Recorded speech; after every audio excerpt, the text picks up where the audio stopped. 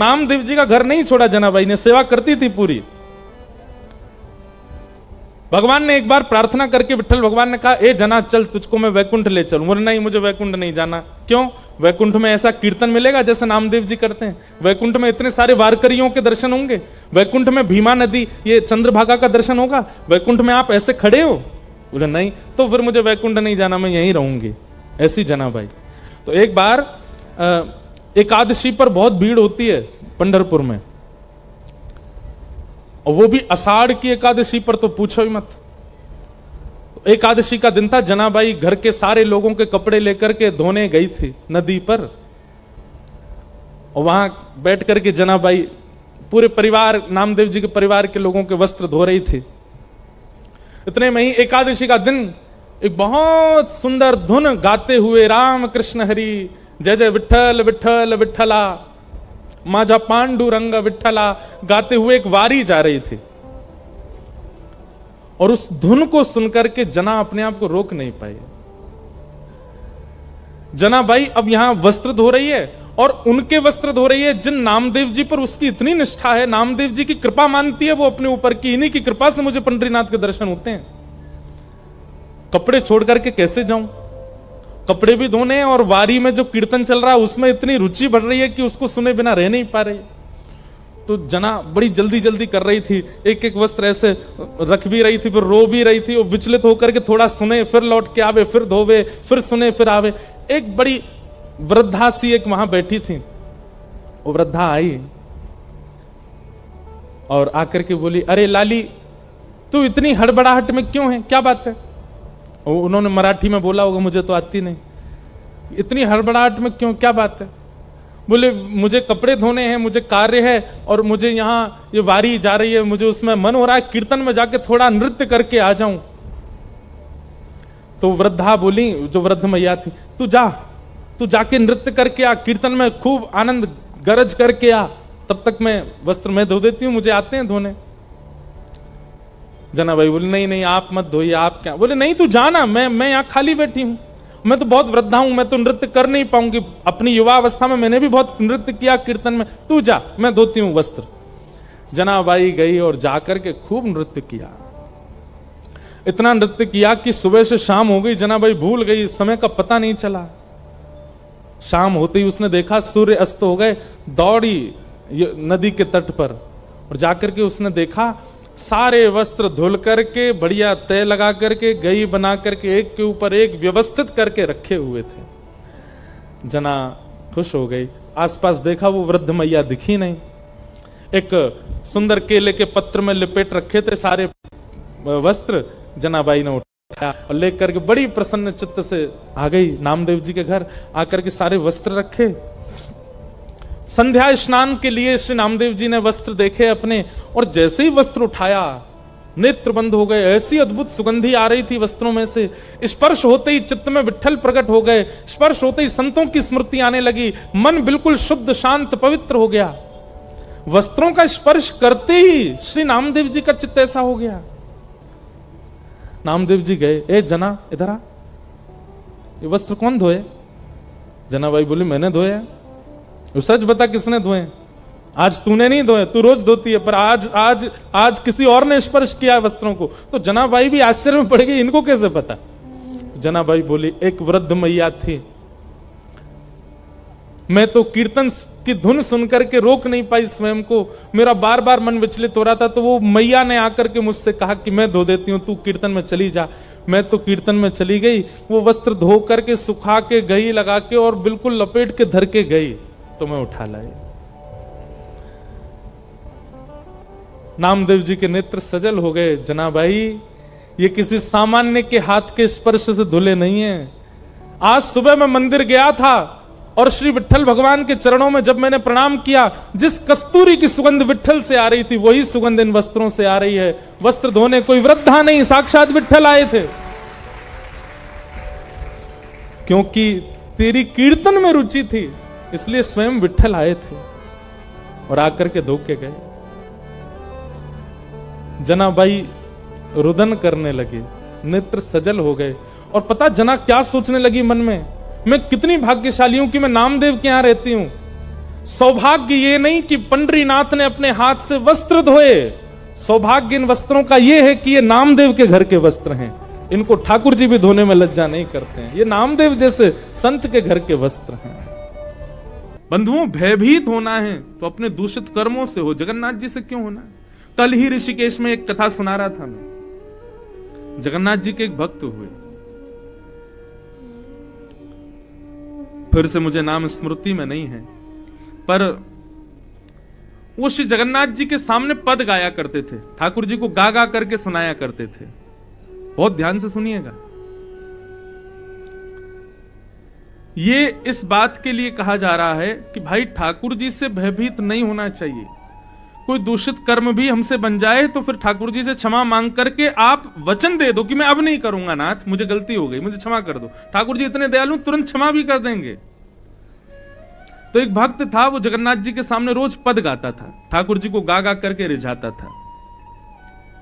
उस दिन एक अत्यंत सुंदरी युवती आई मंदिर में और वो पद गा रहे थे और उनके पद की ताल पकड़ करके वो युवती नाचने लगी। उसका नृत्य इतना सुंदर, वो स्वयं इतनी सुंदर, उसके रूप माधुरी इतनी सुंदर कि वो जो जगन्नाथ जी को रिझाने के लिए गाते थे, जगन्नाथ जी को देख करके गाते थे, आज गाते गाते गाते गाते उस युवती की ओर देखने लगे और उस युवती के रूप में आसक्त हो गए। युवती के उस भाव में आसक्त हो गए। फोन बंद कर लो मैया। यहां पर देखो, यही है, बड़े पंडाल आदियों में कथा होती है ना, तो आप चाय भी पी लो, हमको फर्क नहीं पड़ेगा, लेकिन यहां तो आप पानी भी पियोगे तो मेरा गला सूखेगा। तो यहां मुझे एक एक व्यक्ति के रूप दिख रहे हैं, सबके भाव भंगिमा दिख रही है, तो इसलिए आप लोग थोड़ा उसका विचार करना कि यहां पे कुछ भी हम ऐसा ना करें जिससे इनका भाव टूटे। और कोई जोर से उबासी भी लेता है तो मेरे को फिर लगती है, मैंने कि तू भाई, मन करता है कि मैं कह दूं तुम जाओ सो जाओ लेकिन आप लोग इसकी थोड़ी रक्षा करना कि हमारा भाव टूटे नहीं, बस। तो क्या बता रहे थे हम? एक भक्त था, वो जगन्नाथ जी के सामने गाता था, जगन्नाथ जी को रिझाने के लिए गाता था, परंतु आज उस युवती के रूप में मोहित हो गया और इतना मोहित हुआ कि वो युवती भी मोहित हो गई। बैठे जगन्नाथ जी के सामने हैं, गा जगन्नाथ जी के लिए रहे हैं, नाच जगन्नाथ जी के लिए रहे हैं, लेकिन दोनों अब एक दूसरे में आसक्त हो गए। तो जगन्नाथ जी तो केवल बहाना रहे उनके लिए मिलन का। मंदिर में जाते थे दोनों, लेकिन वो गाते थे, वो नाचती थी, लेकिन होते तो जगन्नाथ जी के लिए, सबको दिखाने के लिए क्या कह रहे हैं, जगन्नाथ जी के लिए गा रहे हैं, लेकिन होता क्या, दोनों एक दूसरे को देखते थे। ठाकुर जी भी मंद मंद मुस्कुरा रहे थे, है तो मेरा भक्त ही, क्या करें। अब उस भक्त की वर्षों की एक नियम था उसका कि वो जगन्नाथ रथ यात्रा से पूर्व जगन्नाथ जी के सामने पद गाता था और उसका पद सुनने के बाद ही जगन्नाथ जी का रथ खींचा जाता था। तो रथ यात्रा से पहले जगन्नाथ जी, आज महाराज जी बता रहे थे, बीमार होते हैं जगन्नाथ जी। तो जगन्नाथ जी जब बीमार हो गए 15 दिन के लिए, तो अब मंदिर में तो दोनों मिलन हो नहीं पाता, उनका देख नहीं पाते, तो अब दोनों ने अन्य स्थानों पर मिलन प्रारंभ किया।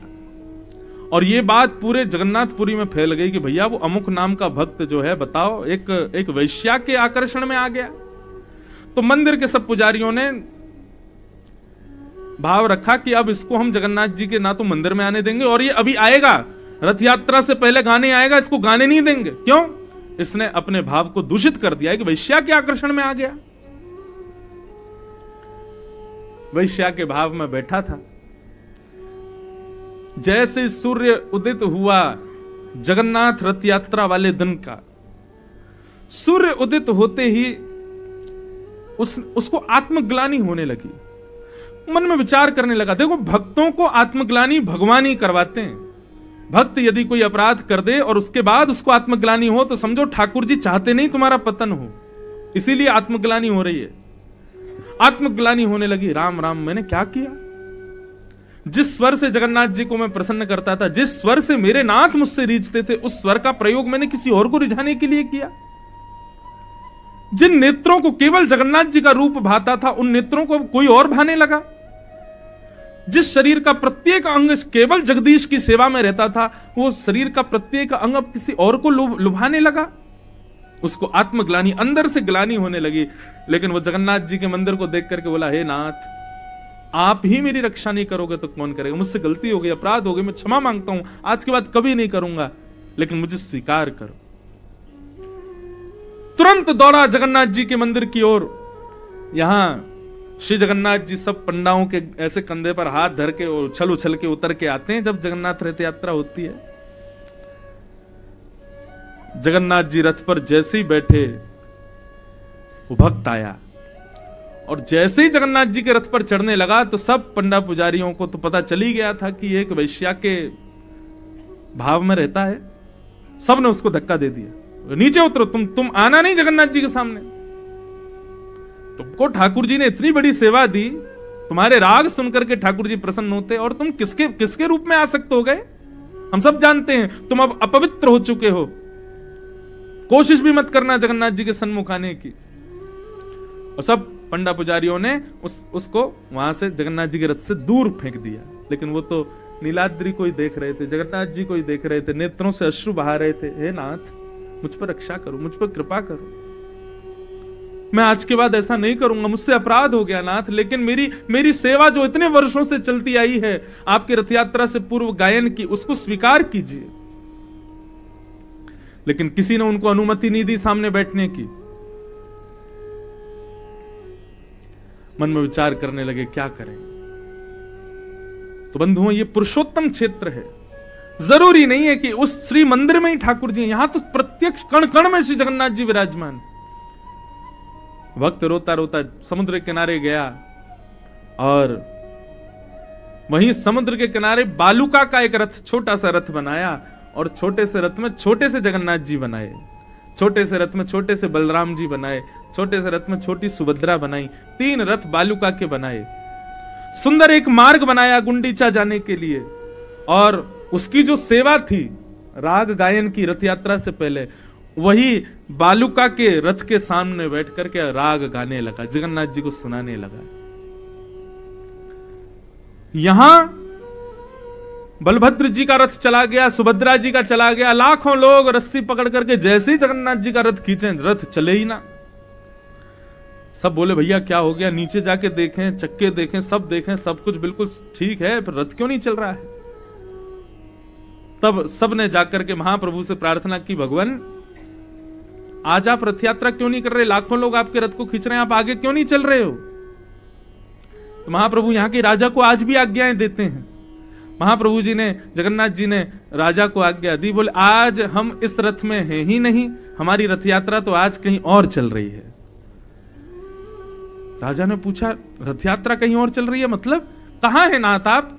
तो बोले अमुक नाम का हमारा भक्त वो पद गाता है, उसके पद सुन के ही हमारी रथ यात्रा वर्षों से चलती आई है, परंतु आज हमारे सब पुजारियों ने उसको आने नहीं दिया, तो उसने बालुका की एक रथ बना के उसमें हमारा बालुका का विग्रह बना करके वो वहां हमको राग सुना रहा है। हमारी रथ यात्रा तो इस बार समुद्र के किनारे उस भक्त के द्वारा हो रही है, हम वहीं बैठे हैं, और यदि आप चाहते हो कि आपका रथ चले, हम बैठे ही नहीं है यहाँ पे, हम तो उसी रथ में बैठे हैं। वहां छोटा सा उसने हमारा एक विग्रह बनाया है, सावधानी से उस बालुका के विग्रह को ला करके और उस भक्त को ला करके इस रथ में विराजमान करो, तब हमारा रथ चलेगा।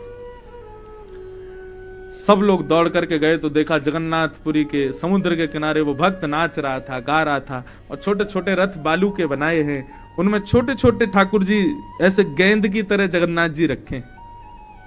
राजा ने जाके प्रार्थना करी, अरे भैया तुम यहां नहीं, वहीं चलो, और सावधानी से जो बालुका के छोटे से जगन्नाथ जी उसने बनाए थे उनको ऐसे उठाया, उनको लाकर के जैसे ही बड़े रथ में, भगवान के रथ का नाम क्या है बताओ?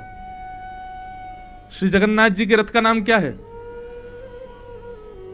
नंदी घोष, श्री जगन्नाथ जी के रथ का नाम। जैसे ही उस रथ में लाकर के विराजमान किया, बालुका की पिंडी रखते ही रथ बिना खींचे अपने आप चलने लगा, मानो जगन्नाथ जी पधार गए हों। ऐसे भाव।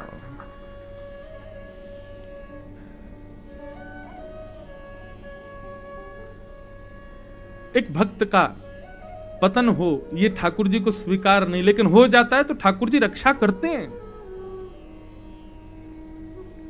मैं अपनी कथाओं में कहा करता हूं, आप गिर गए ऊपर से, बच गए, अरे भगवान ने हमको बचा लिया। आपकी गाड़ी पहाड़ों से गिरने से बच गया, अरे भगवान ने बचा लिया। समुद्र की लहर लपेटे में ले जा रही थी, आप बच गए, अरे भगवान ने बचा लिया। ये वास्तविक रक्षा नहीं है भगवान की। ठाकुर जी की वास्तविक रक्षा मानो कि वस्तु आपके सामने थी उपभोग करने के लिए, लेकिन आपने अपने मन को जीत लिया, समझ लो ठाकुर जी ने हमारी रक्षा की। वस्तु आपके सामने थी और आप चाहते तो उसको भोग सकते थे, लेकिन फिर भी आपने वशीकरण किया और नहीं भोगा, समझो ठाकुर जी ने रक्षा की। भयंकर क्रोध आने वाली सिचुएशन बन गई थी, लेकिन आपने क्रोध नहीं किया, समझो ठाकुर जी ने रक्षा की। दूषित स्थितियों में जब हम अपने मन को बचाते हैं, रोकते हैं, यह वास्तविक ठाकुर जी की रक्षा है। गाड़ी से गिर जाना, एक्सीडेंट होते बच जाना, ऊपर से गिर के बच जाना, आदि आदि, ये बचना ठाकुर जी की रक्षा नहीं है। ये तो आपका जीवन है, जब तक है तब तक जियोगे। वास्तविक रक्षा तो दूषित स्थितियों में आपके हृदय को कोई बचा रहा है, तो समझो ये ठाकुर जी, जगन्नाथ जी की रक्षा है।